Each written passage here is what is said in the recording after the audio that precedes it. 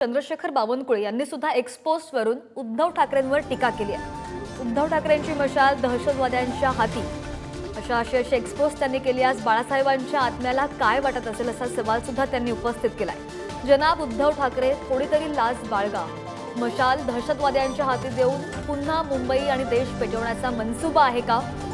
तर चंद्रशेखर बावनकुळेंनी उद्धव ठाकरेंना असा सवाल उपस्थित केलाय।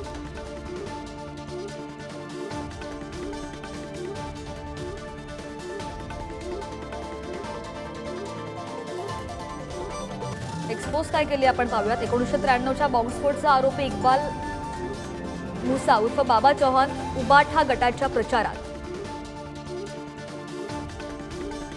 आज बाळासाहेबांच्या आत्म्याला काय वाटत असेल? जनाब उद्धव ठाकरे थोडी तरी लाज बाळगा,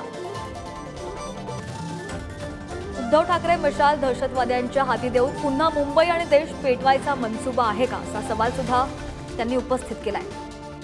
भाजपचे प्रदेशाध्यक्ष चंद्रशेखर बावनकुळे यांनी एक्सपोज केली आहे।